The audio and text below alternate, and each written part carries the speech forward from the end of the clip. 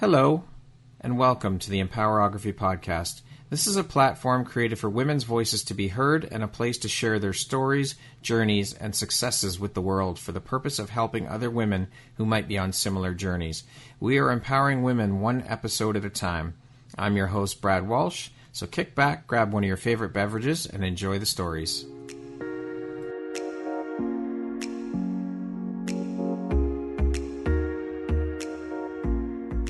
If you're looking for jewelry that makes an impact on your self-care routine and your style, Empowerography would love to offer you a discount code to one of our exclusive partners, Quartz and Canary Jewelry and Wellness Company.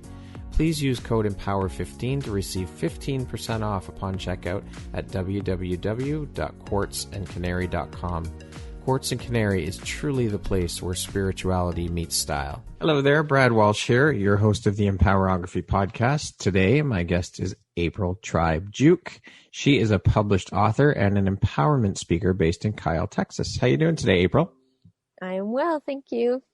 Excellent. I just want to say thank you very much for taking the time to be here today on the podcast and be a guest and share a bit about your story and your journey with us here today. I appreciate you taking the time. You bet. I'm excited to be here. All right. Well, let's jump right in. So, as mentioned, you are a published author. You're also a ghostwriter, an empowerment speaker, as well as a podcast host, a wife, and last but certainly not least, a mother to 9 children. That is just, wow. The kids alone is like 4 full-time jobs, I would think. I mean, I found 2 more than enough to deal with, never mind 9. How do you find the time to get writing done or any work done for that matter with 9 kids? Well, if you think about it, all 9, it's not like I had a litter, like all 9 didn't come at the same time. No, I know. So there's some years. So it's great on that end where, older can take care of younger, and my span goes from age 22 all the way down to age 6. So okay. 22, 21, 20, 17, 15, 11, 9, 7, and 6. So, we're out of the diaper phase now. Yes. And that kind of thing. But for a while there, it was pretty, intense. But I always knew I was going to have 9 kids. And so it's a matter, it's a matter of just planning. Yeah, I knew I was going to have a big family. I mean, here's some history. My mom comes from 3. Her mother came from 8. Her mother came from 11. Wow. And her mother came from 9. So it's just kind of, I came from 5. And it's families are that whole place, right, where you can get all of your social and emotional connections. You can do great learning within them. You learn a lot about negotiation skills, sharing skills. Negotiation and sharing for sure. Yeah, right? Because if you've got 1 bathroom and 11 need to use it, you got to put together a schedule, negotiate, and figure things out. So, yeah, wow. That's how it goes.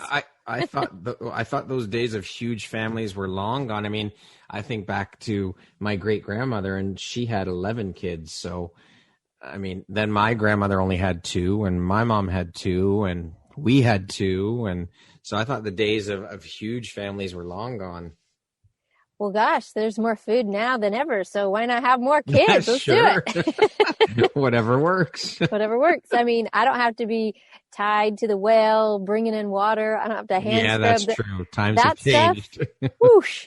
Yeah, I got a washing machine. I got lots of freedom. So let's have those kids and bring them into a home where, they're loved. And I figure they're going to be coming down to somewhere. Let's bring them here. Sure. Why not? So as mentioned above, you have had 2 books published. The first was called Pinpoints of Light, Escaping the Abyss of Abuse. When was that book written, and how long did it take you to write that one? So I wrote the book at the beginning of February of 2018. Okay. And published that same year in September. But how long did it take me to actually write it? The story to develop it took 12 years prior to that time frame. And so kind of getting it out on that point was, within those 7-8 months of writing and putting it together, I'd probably written this book several times over in journals and, things like that. But actually sit down, take a look at it and go for it, because it's my memoir. It's a slice of time that really focuses in on my first marriage. Okay. So that I needed to come to, I would say, a lot of healing and a lot of perspective taking in order to really write the book that other people would want to read. Right. And even anyone who's been through traumatic events, abuse, anything, you have this 4-cycle type of story. You have your victimhood story, which needs to be there. All of these things are part of the steps of getting to where you need to go. Right. So it's not that you can just jump over one and be like, oh, well, I'm not going to do a victim story. No, really, honey, you are. And you have to kind of embrace that. I highly recommend not publishing that victim story. I will say that. But really, you go through this cycle where you have the victim story, then it shifts into survival. And survival stories are definitely much better because you have an element of hope that you've now added to it, which is great. However, we still need to push you into the thriving story, because in a thriving story, you offer hope, but you also want to actually help. So It's not just focused in on me. You kind of get your head up out of the sand and go, oh my gosh, all these other people are like this. I want to really help them. And you no longer have that victimhood narrative that goes through your head. Right. And you don't have the survival one that goes through your head either. You can, from that thriving stage, you can actually move into what I call the victor. And true victory writing, they have the full perspective, complete with some forgiveness behind them. So I would say a lot of great books that we read are in that thriver, and some of the best are in that victor stage. Right. But yeah. Would you mind giving us a bit of an overview of the book? Like just a general overview. Okay. So the title is Pinpoints of Light, Escaping the Abyss of Abuse. Okay, a little spoiler alert. There's going to be some problems happening here. And so, really, in my whole lifetime, like I kind of mentioned before, I wanted to always be married, have a family, be a mom. That was like my ultimate goal, and it still is, because I think it's one of the most worthy types of adventures that you can ever have, is teaching a child how to become a beautiful person, how to know how to love themselves, how to, then grow and carry on that legacy for someone else. And I found out quickly, like, that is an amazing dream, and it is attainable. You just have to kind of give and flow with how the sprinkling of life happens.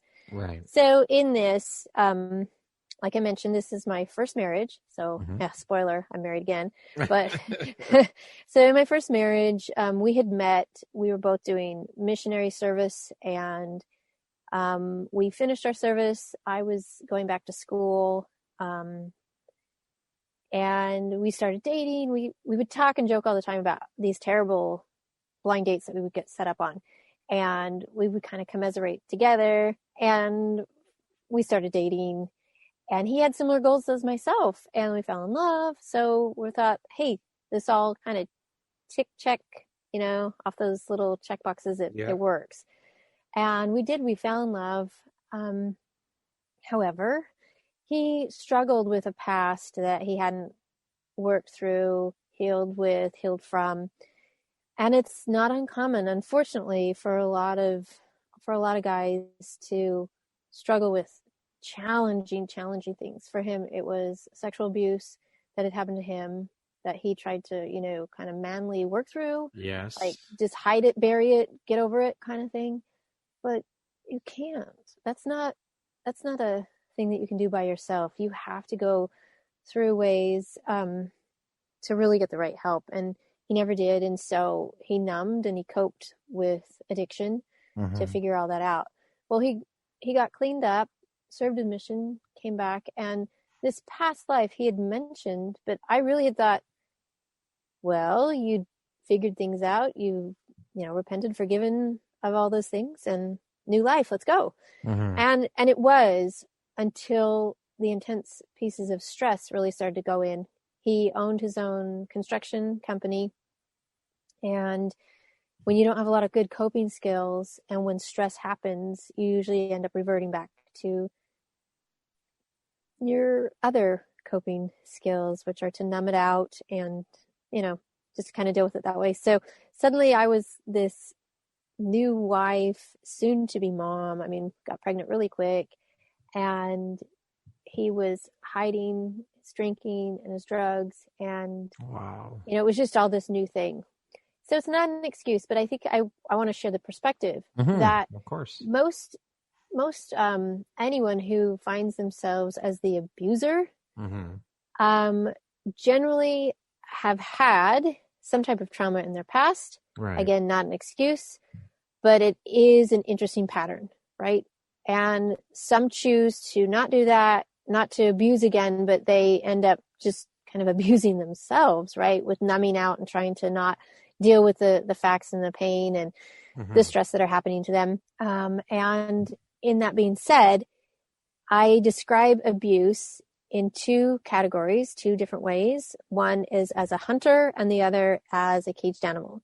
Okay. Some people say predator, but I really think that bulk of them are hunters, where they know that they need to have some type of power and control, and they usually can find that through a relationship. And when that occurs, you don't ever want to release that power or control because it serves your needs to help hide the things that you haven't healed from, shame, guilt, blame, all that stuff. So hunters really know their prey. They seek out for them. They know the weak one in the herd, right? That's what a hunter does. They camouflage up, they go out, and they know where to go. And they lure them into traps, however you want to picture your hunting going on. But really that's the bulk of what most people who abuse others, what happens. Then there's this other group, and it's not as large, but they are the caged animal. And this is definitely more of what my first husband fell into, where because he hadn't dealt with a lot of the things, he was not a person that sought after control and power the way you would think, quote, a hunter does. Right. Yet they still need some type of control and power, but they are literally in this cage of their life. And so as their spouse, a relationship, boyfriend, girlfriend, whoever is approaching the person that is in that cage, the quote caged animal doesn't know if you are there to help them or to hurt them. Right. Until they strike out. So the end result is abuse. And that's how ours started to fall into. And we cycled. I have 5 children with him. So we had 5 cycles where things were okay, things were good. I found out I was pregnant, and then more stress would be added on, and then we'd spiral down into an abyss, and then we'd kind of start to surface, come up, but we never actually reached back to where we were at that first level, or even the second, or the third, or the fourth, right? So it just continued in this spiral-like manner. And I had to start to really get a grip on this pattern and to realize I can't help or, quote, save anyone. And I didn't enter the relationship as, oh, he needs help, I better save him. Right. When it's thrust upon you and you've taken vows and covenants to, be together and do what you can for one another, you're thinking that that's what you can. Those are the right things to do. Yeah. And it is with help. That was a big key we were missing. We weren't going to anyone professionally or trying to help. We were just kind of to power through it and do it on our own. And that result was not so great. And pretty soon the financial abuse started to get so severe. We were starving. And it wasn't this, I'm going to teach them a lesson I'm not going to provide. He was also dealing with bipolar schizophrenia. Wow. So instead he would say to himself, to his business partner, whose name is John ran the books. He did all of the accounting. And instead he would talk to his accountant and talk about things and figure out, well, these people over here need more help. than my family does, because it looks like she's got it all together. Like the lights are still on and there's still food, so I guess we're good. Yeah. So take the money somewhere else. Now, Wow. spoiler, Yeah. spoiler alert. His accountant business partner named John was never real. Wow. John was one of the hallucinations that he lived with. Holy. Was part of him. Yeah, and you'll have to read the story. I'm not going to give away any more, but you'll have to read the story to know how I discovered that. That was pretty intense. So to summarize this book, it's our attempt to flee and to get out and to escape, because it just was getting worse. And we, I had the 5 kids, and 3 of my first boys all have autism. So let me tell you, with special needs, high intense needs, and all of these things going on, we had to leave. So we did. And I won't share that story either. It's in the book. You have to read the book to find out. Read the book. Right. How cathartic was the process of writing that book for you? It was amazing and intensely scary, because you go into writing a book like this for myself to follow a prompting I was given, which is kind of a long story that I think we'll go into with a different question. But needless to say, I came to the realization I had to do this. And the prompting was, so like, get to your computer now. I'm like, now? now. So that's kind of how it started. Oh, you mean now? You mean now? Oh, so clicked it on and started going through some old blogs that I had and old journals that I had. And I started to formulate this outline, and sure enough, there it came. And I could see the journey that I'd taken, like I mentioned before, from victimhood, survivor to thriver. So this book is definitely written in that thriving kind of state. And towards the end, we were getting into that victory. And so this is all journey and progress and a process. So, yeah. You then wrote your second book called Out of Darkness. Was this a continuation or like a follow-up book, if you will, to your first one? Love the question.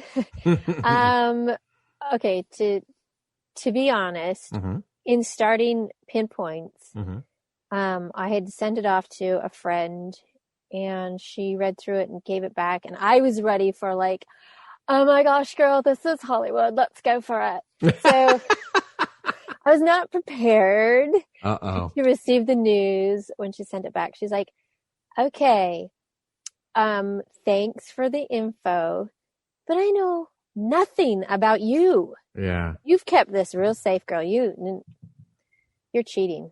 And I was like, oh. So I started writing that portion of the book and figuring out where it could be. And in doing that, I'm like, oh, this is a second. Oh, yeah, no, this is a second book.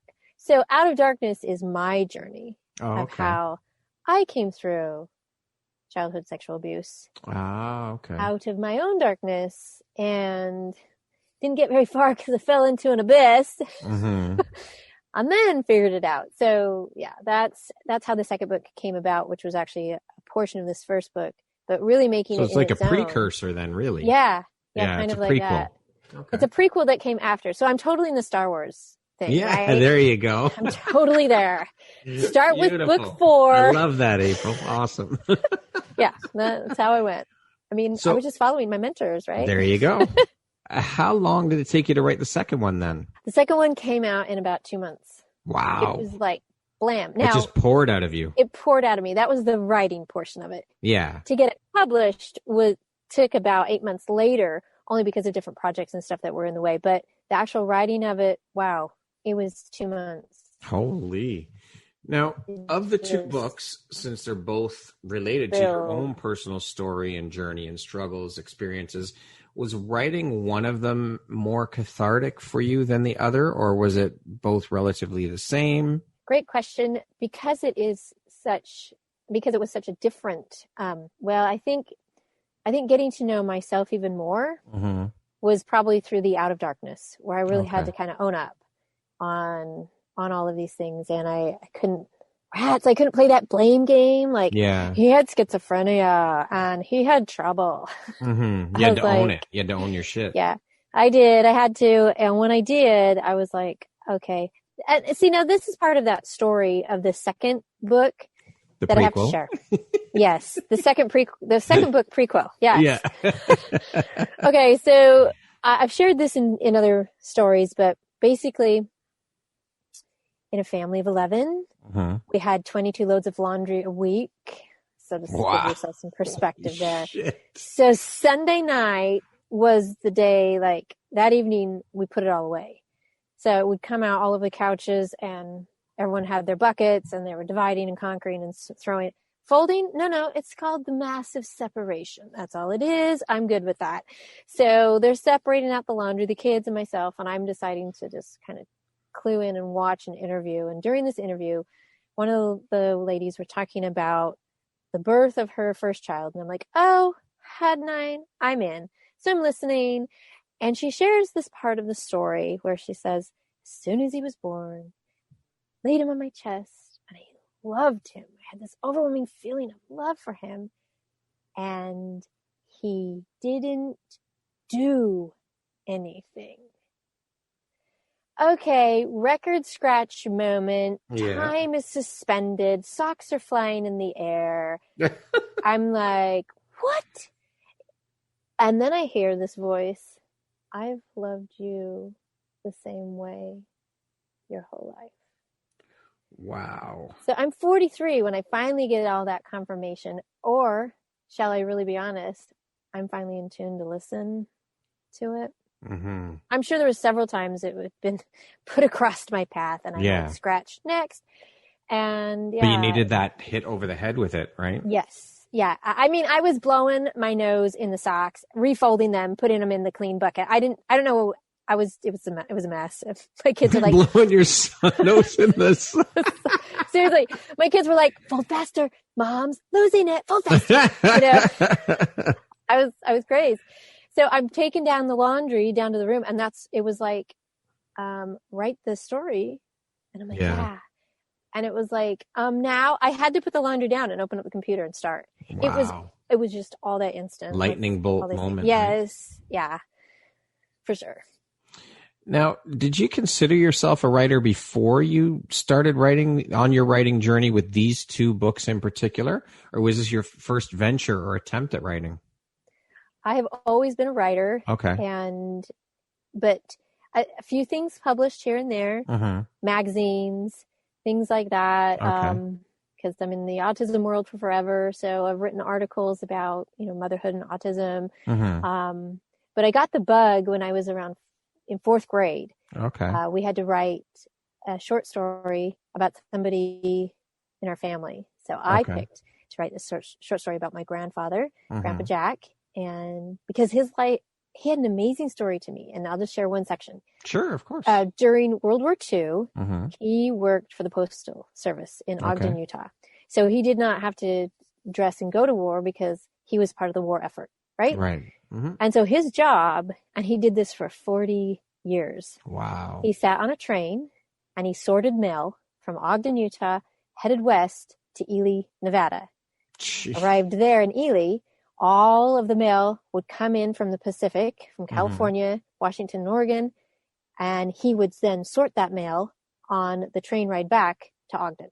Holy shit. So that's what he did. And so I wrote this up called Riding the Rails, and I have a picture of him in his pinstripe overalls and his little cap, because he looked like an engineer, but that's how they sorted. That was the little mail, the mail room, uniform. And that's what he did, especially all during the war. And it was so intense, right? Because you've got soldiers and wow.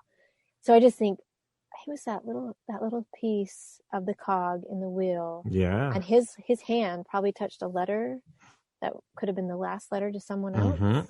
I mean, the romantic, wow, my brain went crazy. That is very romantic when you think about it, for sure. So that's another fiction book coming out. Very cool. Later. I love that. Is that your next one then? Not next, but that'll be number 7. So yeah. Number 7. Holy shit. Books are coming. Are you kidding? With 9 kids, I've got some stories. I'm sure you do, April. No doubt. I have no doubt. Yeah. So anyway. Yeah. Wow. Okay. So you're also involved you're an empowerment speaker. So why did you decide to focus your energy on helping to empower? And I'm assuming it's empowering women. Mm-hmm. Why did you decide to focus your journey and your energy on helping to empower women? And did this journey come out of, or was it birthed out of your own personal struggles as a result of you writing your story and putting pen to paper? Great question. So in survival mode, I became a teacher. Okay. And this is my first experience. So in a classroom setting, now I've taught tumbling, power tumbling, cheerleading for forever. You give me a gym, you give me a kid, and I'm going to be able to make them do whatever kind of tricks possible. But 5th grade in a classroom, and the classroom has 15 kids with autism. I'm like, okay, this is just like home. I have the 3 with kids with autism, these 15. Yeah. We'll just, times it by 5. We're good. We can totally do this.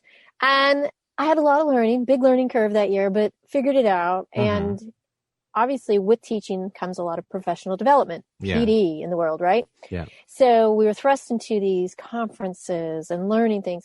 This is my first exposure to any of this. Right. So I am like up front, pen out, smile on, taking down every single word that anyone is saying.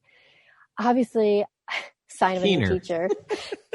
I was totally green on this. And I'm like, wow, did you hear that? And everyone's like, yeah, last year, babe. Okay. Same thing. Been there, done that. Right. Do you see how many t-shirts I own? Yeah. I'm like, oh, it just took me a while to make the connection. Where am I going with this story? I'm coming back to it. I remember thinking, I want to do that. But I was only thinking in my exposure and experience, I'm like, I could totally teach teachers. So I started into, throwing my hat in the ring wherever I could. Okay. And I don't know if this is the same in everywhere else, kind of finding that it's not. But in education, getting teachers to stand up and speak and share their knowledge with other adults for free is like, yeah, I'll do that. You cover my classroom and I'm going to go over here and tell my story for free. Yeah. And then you realize, oh, wait, they can pay you for that? Oh, I didn't know that. So, again, sharp learning curve. But the point is that when I started to teach teachers about how to work with kids on the autism spectrum, and look, I'm still alive. I still have long hair. I hadn't pulled out my hair, all that kind of thing. Yes, wow, this is amazing. Right. And I'm like, really, it's not that hard. But I also kind of took for granted all of the years that I've been working with my own kids in my own home. But anyway, add all that into it. And I could see that I was empowering them. I'm like, wow, this is amazing. Now, empowerment is an incredible word. Yeah. But just recently, it shifted from empowerment. Again, here's the journey. Here's the journey, ever learning. And it shifted to amplify. And I was like, I like that word, though. Yes. The amplification I was like singing with, because on the cover of the book, you will see on Pinpoints, I have a lighthouse, fascinated with lighthouses. Grew up landlocked. I was not near the ocean, but fascinated with this concept about how light can stretch and bend. Okay. Light is a wave, so you can actually extend it out. That's how light waves work, light years. The sun's, it can get to us. Wow, amazing. So a scientist named Augustine Fresnel, he starts figuring this out, that light is a wave. And you can stretch it and bend it with mirrors and lenses. Yes. And lo and behold, he creates the first lighthouse. And he takes the power of a candle, okay? A candle power, if you just think about the pool of light that one candle produces, it's not a lot. But with lenses and mirrors, he was able to stretch that one candle power up to 20 miles. Yeah. 20 miles. That's amazing. So amplifying. Wow. Okay. So I've been empowering people. But what I would find is that after they left all empowered, they got distracted. It was lunchtime. I can't remember what she said, but it felt really good. Right? That's where it was ending. Yeah. And I'm like, I think I want to amplify. I actually want them to get back to their classroom and actually apply the things that I was teaching them. And so I figured out in different platforms and podcasting and so on and so forth that you could actually amplify their message as well, not just mine. Yeah. And so using that as I was a mirror and a lens to serve someone else, that became very clear. So super cool. And now doing that and getting paid for it is a lot more fun. Yeah, for sure. When there's money. Yeah, of course. Absolutely. Seeing as you are a big advocate of empowerment or amplification, self-love, can you speak a bit about what those things mean to you on a personal level? Sure. Yep. Okay. The personal level is that we're all worthy of this love. Mm-hmm. And one of my favorite sayings that I learned on my mission was, God don't make no junk. And it's absolutely truth. Every person has worth. Everyone. Mm-hmm. And what can drive us all a little crazy is when maybe their ideas and their actions rub up against some of the things that you think and believe. Mm-hmm. But really, in the end of the day, same team, same planet, all trying to get to the same home. Yeah. And I'm like, okay, that's the perspective shift. So the concept of love and the concept of helping others to know that they are worthy of it and that no one is hopeless. No one is worthless. We all have worth. Mm-hmm. That's the driving force home. And bringing that really close to home within my own kids, learning, maybe this is why I've had 9 kids, because I'm like, I'm on the 9th kid and I'm like, oh, this is how I should have mothered. So, but luckily and thankfully, your kids are still your kids. And yes, they're not within your own home. Like I have 2 that have moved on mm-hmm. and, they're spreading their wings. They're still your kids though. Exactly. Mm-hmm. Because for the longest time, I just thought, okay, good. We got them out, right? Yeah. You kick them out of the nest. They're out into the world. Yeah. Yeah. I'm like, oh no, wait, they return home, quote unquote. Yes. Like you're still mom, you're still dad. Yeah, you that can doesn't still change. Influence. Mm-hmm. Right. So I was like, oh, that's a grace. Because I'm like, oh, I messed you all up. I'm so sorry. I'm like, oh, this actually works. So I started, actually applying that to my 22-year-old. And he's like, Mom, this is better than before. I'm like, I would have known. Yay. Mm-hmm. So it's good. And the mix of the 7 who are here at the house still, mm-hmm. my teenage daughters are like, you used to, but this is better. But why this? But now this. And I'm like, because people can change, people can grow, people can learn. Yeah. And I'll tell you, there's some times where my teenagers throw it back in my face pretty muddy and bloody. And I'm like, oh, well, that's what teenagers do, though. Yeah. I'm like, okay. That's their gig. Yeah. I'm putting that out of my mouth right now. That was a big flop. And I'm thinking, well, we're going to keep pressing on, and they still need to know that they're worth value. And it's, my love to them is not conditionally based, where mm-hmm. unfortunately, because these are my 3 Ps, mm-hmm. the performance, the pleasing, and the perfection. Mm-hmm. That was the poison that I would drink all the time, right? Was I pleasing enough? Was I performing well enough? Did I perfect mm-hmm. enough? And once I started to stop drinking that poisonous draft every morning, mm-hmm. the clarity in your mind happens and you're like, oh, a lot of my love was conditional. If you, then I will. If you, then I will. Mm-hmm. Oh, okay. Things still needs to get done. There's nothing wrong with motivation. But if they really feel like at the end of the day, I didn't perform well enough, therefore Mom doesn't love me, I'm like, oh bad. Okay. Can't do that. Can't deal with that. Can't do that. That's a sit down on the bed, lots of love and hugs saying, okay, messed up. Let's talk it out. Let's own this. Let's see if tomorrow can be better. And so much better with the parenting that way. So much better. I have to say it's super vulnerable though. Yeah, and there's for times when that mud and blood comes splatting you on the face and you're like, oh yeah, I'm going to throw this right back. It's tough. So seemingly, I don't know, I get this opinion sometimes. I think this way, that self-love, women's empowerment, body positivity, I don't know, in the last couple of years, it seems to me like they're kind of buzzwords or the cool words to use or the in things to say. And I mean, obviously the media has played a huge part in that. Do you think it's taken a direction, or first of all, do you agree with that? Would you agree that they've kind of lost their luster or lost their true meaning? Those words? Yeah, because of how the media, how they're so prevalent and everybody uses them and they've become such popular words to use.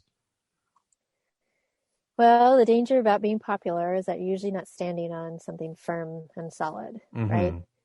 And the words I think that are much better are terms of healing and healing journey. Okay.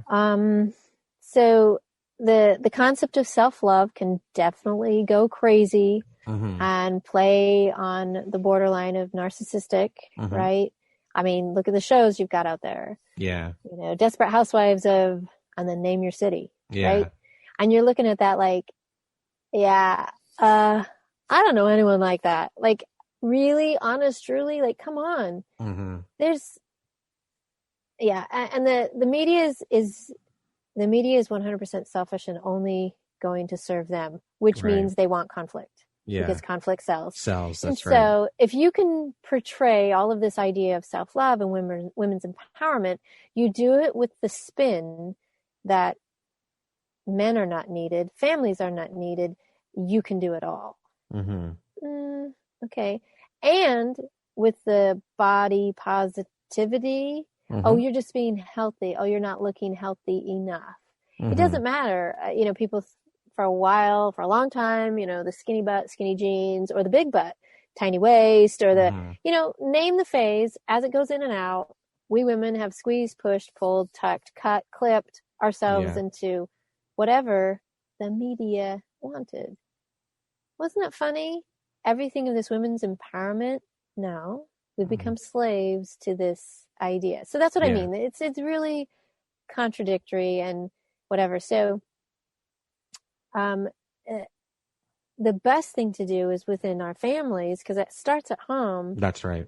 It starts at home that you have to help your kids to understand that my boys need to understand that this isn't real. Yeah. And if you expect or demand this from someone else, look at what happens to their self-worth.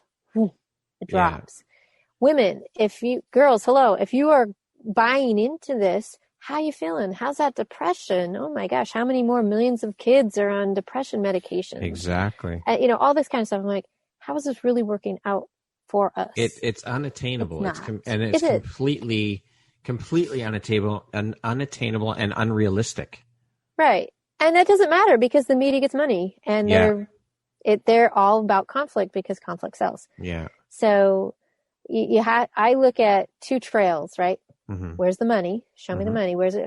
Who is this benefiting? Who's it lead to? Yeah. Yeah. Where's that going to? And the next one is, anyone in this room happy? Hello. Okay. Is this thing on? Hello. Yeah. I'm looking at sour power in here, and I'm like, I'm gonna go hang with the fat chicks because we are loving life. And I mean fat chicks in all sense of the word. I know. From body, from the love that you have, from how you serve out. I want to be a fat chick. Everything starts with, the whole journey begins with self. Everything starts from within and emanates outward. And I think that the earlier we start to instill these values in our kids, the much better off they'll be in society in terms of adapting and putting all that highlight fucking media perpetuated bullshit to the side and not falling into that trap. Yep. Just have to step aside. Watch that avalanche as it goes down the hill. Yeah. And you're on the side of it like, whoosh. Glad I got out of the way of that. I'm still trekking to the top and you at the bottom. You're all falling down to the bottom. Yep. So speaking of empowerment, what does that word mean to you, April? Well, it really means that you take the light that you have within you and you are actually wanting to help others to know that they also have that. We all have it within us. And when you're doing that, it helps to amplify that light, fuel that light. And when they find it and they start to feed it, right? Through doing, some people with self-meditation, some people with scripture and religion, and the fuel, best of how to help in healthy ways light that fire, right? And keep it going. And then that next part of empowerment almost always leads to wanting to serve and help others. Yeah. Because you can't possibly bottle it all up within yourself, because then it dies, it smothers out. So that's share the light, share the love. Yeah. Share it out. Yeah. Now, you mentioned earlier that the podcast called Beacon of Light. Can you tell us a bit about your podcast and what it's all about? I mean, I love the name for it. And how did you come up with the name? Well, okay, stemming back into pinpoints. Here we go with the lighthouse, right? Yep. Okay, so when you are in total darkness, if you've ever been in a cave or anything where you've had lights completely removed, you can feel the muscles in your eyes like searching for some type of light, right? Because that's how our eyes work. It's how without light you cannot see, period.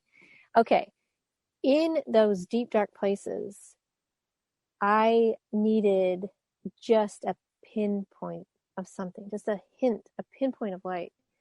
And when I saw it, it was given through people in my life, through all these different means, but this pinpoint would lead to another, to another, to another. And soon, it's just like how the stars come out at night, right? Yeah. You see one, you see a few more, then you see more. Now, you can't read by that light yet, but if you were to actually follow that pinpoint of light, that light would start to strengthen and start to grow bigger and become a beam and then become a beacon. And soon you're at the source of your light. So the concept for the podcast is that beacon, right? To reach out to anyone who's out in that darkness. And I knew I needed to do it all through authors. Authors write amazing stories. I wanted fiction, nonfiction, children's books, you name it. If it had hope, it had light. And that's who I interview. I interview authors on the Beacon of Light podcast so they can share their story. I can help amplify their message because there's someone out there that they wrote that story to, right? Absolutely. And I can't possibly write every story. I mean, I'm amazing, but come on, right? So people have this, and it doesn't always have to be about self-help and a memoir. No, I want fiction. I want children's books. I want it all. Anything that carries hope and light. Because when people are filled with that through story, they hardly remember the words, but they remember the feeling. They remember that the story impacted them. They won't remember the facts. They won't be able to, do that, but they know this feeling. And like, even when people ask you, well, tell me about something that you read lately. They're like, okay, well, it starts off, and you share the story part of the book. That's right. And because we're wired for story. So that's why we've got the podcast. Beautiful. I love it. To date, what would you say is your biggest high or your greatest win? Well, let's see. All 9 children are alive. Yay! That's one. that's a plus. It's a big one. But I'd say my biggest, greatest win, I think they just keep coming, which is great. I love my second marriage. I have to give a little shout out here to my husband, Scott. So just imagine, if you will, online dating sites. Yep. And up on the profile comes my lovely face with 5 little ones. And I'm like, you want a date? Come on, it's a package deal, right? And I got crazy slime balls after just weirdos. But Scott clicked on the little, profile picture, and we started to communicate. And we communicated probably for like 8 weeks before the offer of the first date ever came. I mean, that's like 3 years, right? Online. Yeah. And when he's like, let's try it. Let's go for a date. Our first date was amazing. And that's a whole nother story. So I'm not going to share everything with it. But in that first date, we realized, things are good. And let's see where all of this goes. Well, he was brave and bold. He's 45. bachelor, never been married, no previous kids. And he's looking at this package deal with 5 kids. Yeah. To the spectrum, and he's like, yeah, let's go for it. So sure enough, we got engaged after more dating. It wasn't like the first date, we got engaged. So after more dating, and because I had played the single game for 2.5 years following the escape. And let me tell you, teaching full-time, getting my master's in special education with a teaching license, raising the 5 kids, it was kind of a lot to juggle. No kidding. I have to say.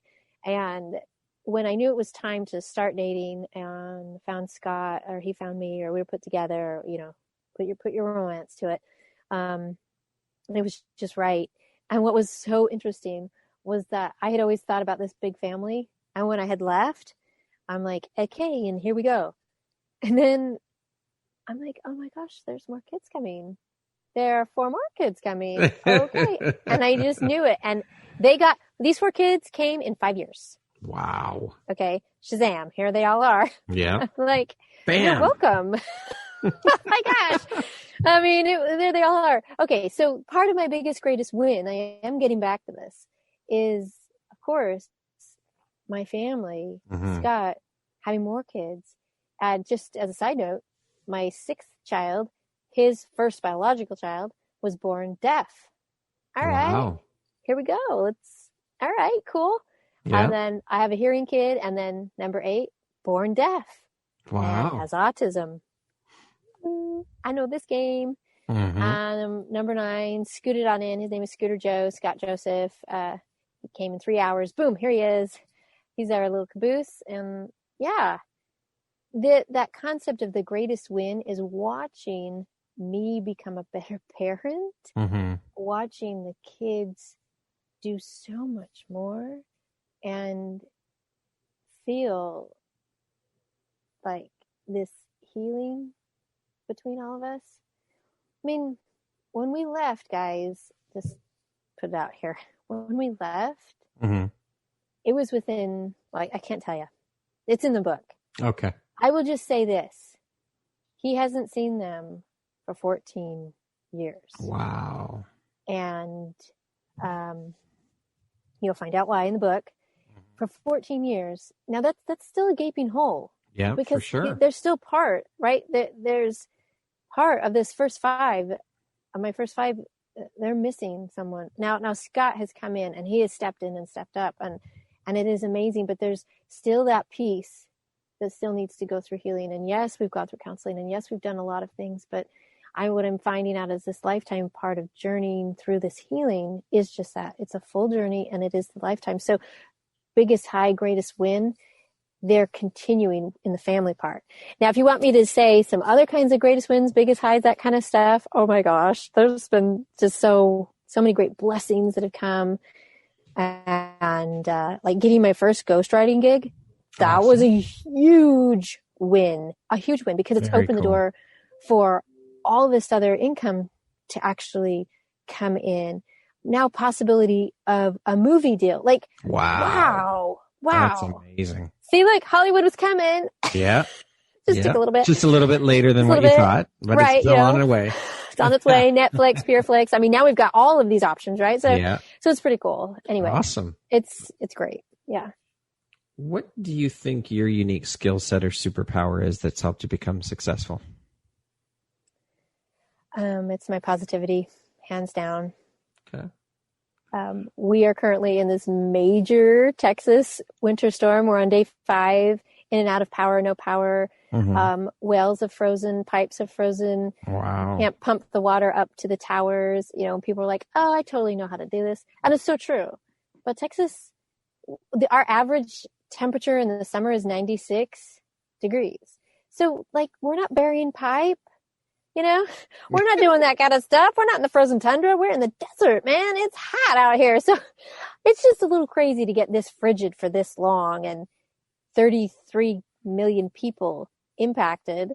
And the state of Texas, it can hold 10 European countries. So just giving you a perspective, it's huge, right? Okay. Yeah. This positivity that comes out on it is like, okay, we've been without power. So what do?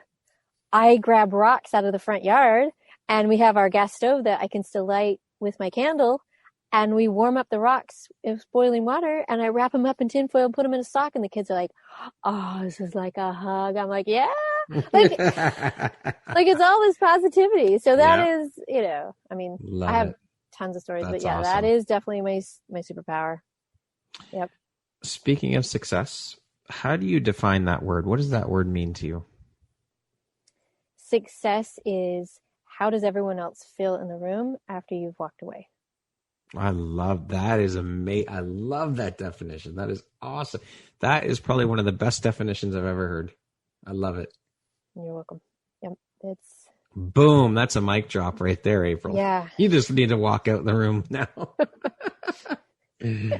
And this podcast was brought to you by Brad Bush. We're done here. Thank you very much. Good night, everyone. Yeah. What would you say is one of the most important things you've learned in your life? And what was your life like before learning it? And what was your life like after learning it? I think we've kind of shared some of these pieces already. And the most important thing is that you have value, you have worth, you are loved. And my whole life completely shifted after age 43, after really solidifying and learning that concept. I had learned bits and pieces. And then because of life experiences and what I call in my second book, prequel, Out of Darkness, I call it the shame shadow. Okay. So shame shadow is always with you. If you have light in front of you, if you're looking towards light, if you are light, then you are casting a shadow behind you. So that's just an eternal truth. Opposition are in all things. That shadow will constantly be there and follow you. Some people try to silence it. Some people try to, cut out those negative voices. And when they can't, then they feel like the failure. I'm like, oh, no, honey. That negative voice is always going to be there, but it's just if you are tuning into it or not. That's you right. have the choice to look at it, to listen to it, to sulk with it, to sit in the dark, or to turn the 180 and look positive. It doesn't mean he shut up. He's always back there. It's just, wait, hang on. That's him rattling off. I'm going to pick this voice. It's always a choice. So after learning it and applying that all things are really a choice, you're like, oh, okay. Again, here's the storm of the century. Choice. I can sit and wallow, jump on the negativity with everybody else. Now this roof collapsed. My neighbor. Okay, yeah, sure. Or we can, go positive. So it just the whole lifetime, my whole life is completely shifted. I no longer have to please, perform, perfect for people. I'm like, I know my value. I know my worth. Just today, I'm like, whoa, day 5. We've been without power. The house is 57. Okay. I'm like, I'm going to list 100 positive things of what have happened to me. And we've had great conversation with kids. We were able to do so much more. We were able to do more and more playtime. Like, I'm like, oh yeah, you just have a choice. What are you going to focus on? Awesome.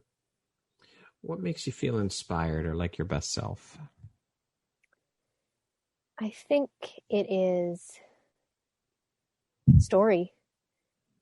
Story really inspires me. I'm a documentary junkie, and yet at the same time, I'm a fiction junkie, but I don't read as many fiction books. I'm very picky with my fiction. I'm not just not, let's pick up this book. I don't like it because it's an investment of time. Yeah. But story is really that power because I immediately find myself trying to apply what that's, even if it was a fictional character, I'm like, ooh, I could totally, yeah. And then it's great. I love that. All right. What would you say is one of the best pieces of advice you've ever received? I think it would be, do you mind if I sing? The sun will come out tomorrow. Bet your bottom dollar that tomorrow there'll be sun, right? Yeah. You have another chance. Don't, beautiful. That was beautiful. Thank you for serenading me. You're welcome. Beautiful voice, April. Beautiful. Thank you. It doesn't end. Whatever trauma, problem, you always have a second chance tomorrow. So I think really that's the best advice. That Okay. it doesn't set on today. There's always the sun. It comes out tomorrow. It really does. How would you like to be remembered? I would like to be remembered that my light and love helped everyone it touched. Beautiful. Okay, we're going to do a little rapid fire section here. Okay. Oh boy. How would you describe yourself in one word? Amplification. What's the first thing you notice about a person? Their eyes. What's the first thing you think of when I say the word future? Excitement. What's the first thing you do when you wake up? I pray. What's your favorite stress-reducing activity? Walking. If you could teach the world one thing, what would it be? You are worth and you have love. If you came with a warning label, what would yours say? I could paint the house, build a shed, mow the lawn, can 40 quarts of tomatoes all by the morning. So be careful, I got a lot of energy.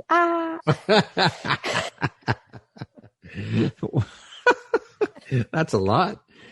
Yeah. Entrepreneur life is? A lot of learning. I like that. Yeah, it's a lot of learns. If I had an extra hour a day, I would?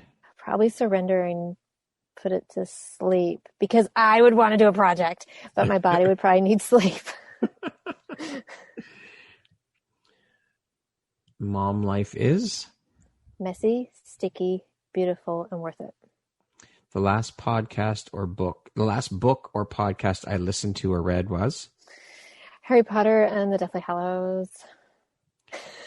If you could change one thing about the world, what would you change?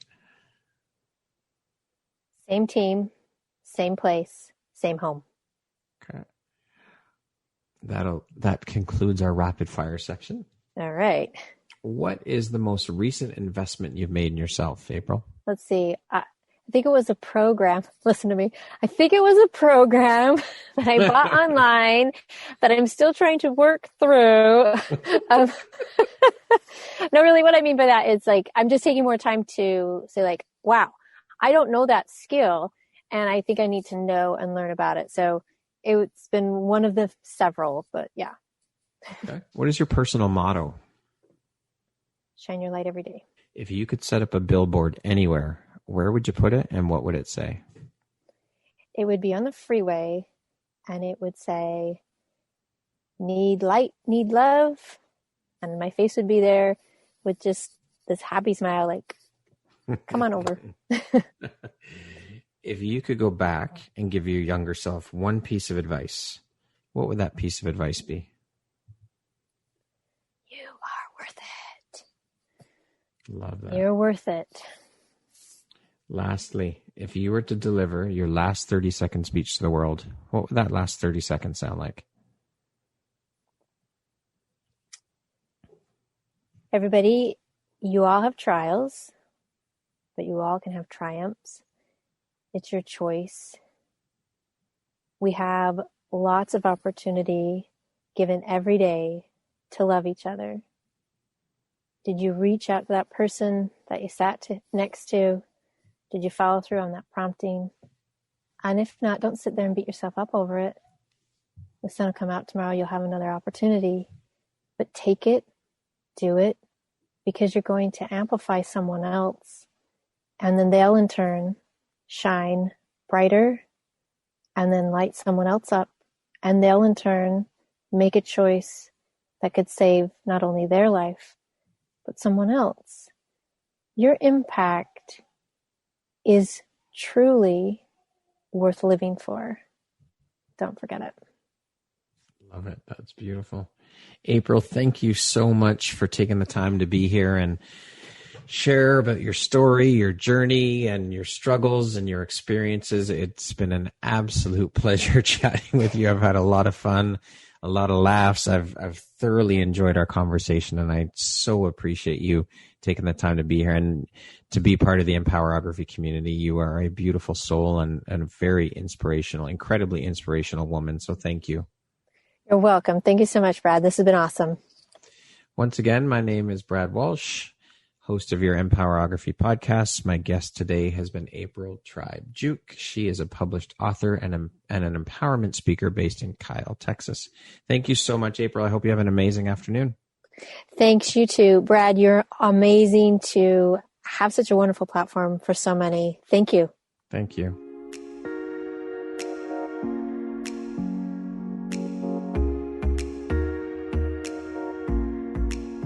Thank you very much for listening to this podcast. If you haven't yet, please be sure to subscribe, rate, review, and share with all your friends. You can find me at visuphoria.ca and follow me on Instagram at Empowerography Podcast and on Facebook at Empowerography. Please join me next time for another inspirational story from yet another amazing woman.